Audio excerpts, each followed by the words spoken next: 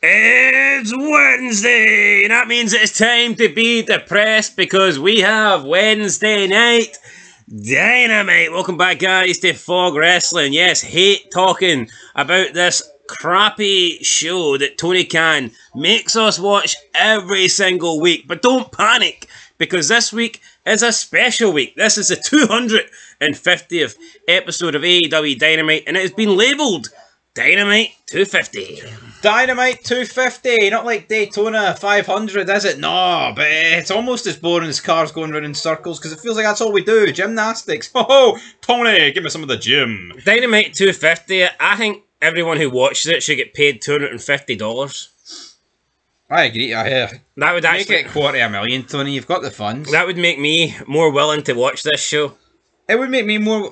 I don't even think 250 quid would be worth it. Aye, it would. It would be. It'd be no bad. 125 each.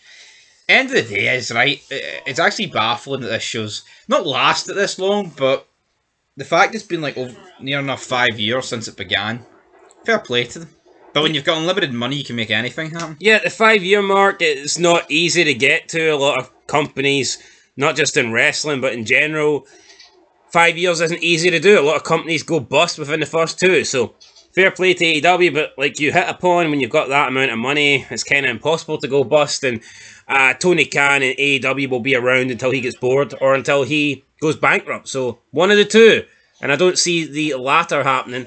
So who knows, maybe one day he'll get bored, but he seems like a big wrestling fanatic, so Tony Khan's probably in this for the long game. He's in it for the long game. So are we. Let's talk about the game. It's time to play it. Time to play the game, as Triple H would say, so let's get into it. This week, 2 hours of Dynamite. I'm glad it's not a special edition. Could you imagine if it was a 3-hour show? Oh, the only thing worse than a 2-hour Dynamite is a 3-hour Dynamite. But what have we got here for Wednesday night? Well, we have MJF taking on Will Ospreay, the AEW International Championship, in the opening match. So it's going to be MJF taking on Will Ospreay, International Championship on the line. Prediction time. Are we going to get MJF win? Or will Will Ospreay retain the belt? Bruv. I am going to go for Bruv to retain his belt. I mean, he's not long won it. MJF will get screwed or something. But it's night and day who's actually fucking good in this business. But Tony loves his wee Will Ospreay. And you know what? MJF can cry and say, he only cares about the Meltzer ratings. I bet you MJF will work his wee socks off tonight to try and get Will that rating. Aye. He's a fucking loser. Come on, Will. Me and you, we can get 7 stars together. If MJF was a true heel, like, would he not work like a Randy Orton 2011 style match where it's just fucking headlocks? Yeah, he's pulling off all these Canadian destroyers and shit. You're like, MJF works weird.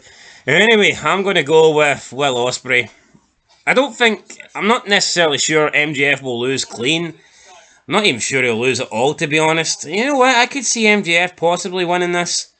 But I'm going to go with Will Ospreay to retain. Maybe a DQ, maybe a count out. Is AEW ever did a disqualification finish? Very rarely. Yeah, Tony Khan doesn't like them. I don't like him. I mean, they do remind me of WCW.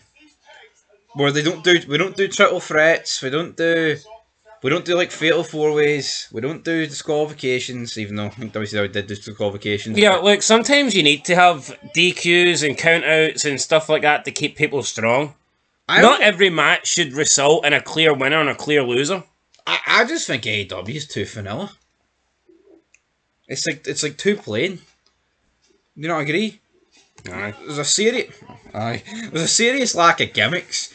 And when they do extreme matches, I feel like it's almost over the fucking top 9 times out of 10. There's like no in between. It's almost like they can't win, but it always seems the same people in them. Yeah. Do we get a gimmick match without the Bucks in it?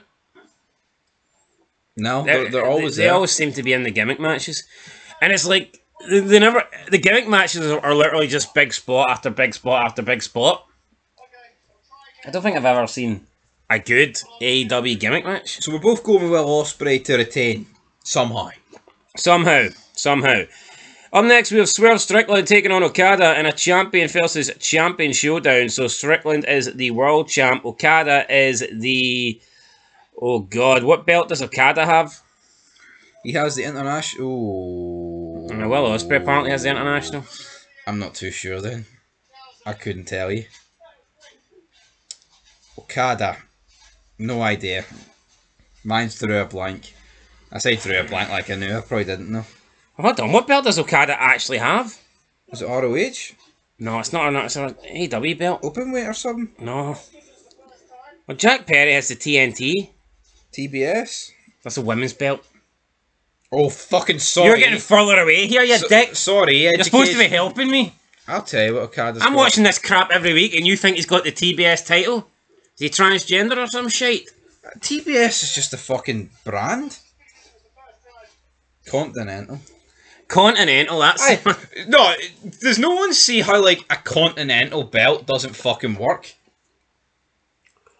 Yeah, I mean, Continental or International, both sound the same to me. No, international, like, international covers it as in, like, it's international. Continental is, like, a singular word used to describe a continent, but no continent specific. Like, the European title works. This would make more sense if it was called the fucking Oriental Championship. But obviously it's not. No, do you see where I'm coming from? I think Tony Khan... Khan... No, but it would be like someone being called the country champion. Or the state champion. No, what the fuck are you? Doesn't make any sense. Could the Continental not be covering all the continents? Which would technically be a world title? No, it doesn't make any sense. It's actually... It's structurally incorrect, the word. Remember when Bischoff came into Raw and he cleaned up and he just got all the titles to merge? Yep. Tony Khan needs to do that. Yeah, and you'd still be left with about 10 titles. World title, yes, you need. Fair enough, keep the TNT, because that's a TV title. But there is no need for international and continental. I would be mixing both of them together. I'd be having winner takes all. I'm actually shocked when you type Okada into Google. He's the first thing to appear, by the way. Maybe it's because you Googled him before. No, I don't Google. Algorithm? I don't Google jobbers. Do you Google yourself? Yeah, anyway, who's winning this match? What champ? No belts on the line, by the way. I'm going to go away. I'm going to go for... I'm going to Okada. I'm going to Okada because the face won the first one. Yeah. Alright, up next we have Mercedes Moné in an open challenge. She offered anybody that's not called Britt Baker a shot at the TBS Championship. And that call was answered by Nyla Rose. Now, I don't know if she specified you need to be a woman to open this challenge, but Nyla Rose has entered it anyway, so... Nyla Rose has entered it. She's definitely not a woman, but she has entered it. Will Mercedes Moné win? Nyla Rose is an ugly bastard. Well, I'd be a bit concerned if he found her attractive, like... No, right? But you know what?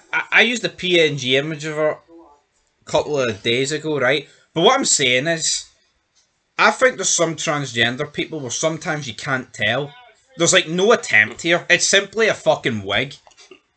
Blair White looks alright. No, but do you understand my point, though? Do you know who Blair White is? I don't know who Blair White is. Google Blair White. Right, my point is, though, I just think... Yeah, I think there's just people who pull it off better. So, no, but I think with Nyla Rose, it's like no attempt. No. It's just, I'm a fat man, so I'm going to pretend to be a fat woman. I mean... I still look like a man. Santina Marella probably looked more like a woman than Nyla Rose does. But anyway, I'm going to go with Mercedes Moné because why not? Yeah. I'm going to go for a woman. Yeah. Speaking of women, Mariah May will speak after turning on timeless Toni Storm. I wonder what Mariah May will have to say. People said that, how could you not see this coming? Are you blind? I said I didn't see this attack coming when it did because they were pretty much making you believe Mariah May had to choose either Toni Storm or who's that other Japanese woman that she faced? Oh, I don't know. Hamanachi or something. Anyway, you were being led to believe that Mariah May had to choose one of them, and then she didn't, and then the very next week she turned. So yeah, I did see this turn coming as a surprise. Yeah, I kind of agree, but it was going to happen within the next couple of weeks, wasn't it? When it happened. No, it was. I just wasn't expecting it to happen when it happened, so we'll see what Mariah May's got to say.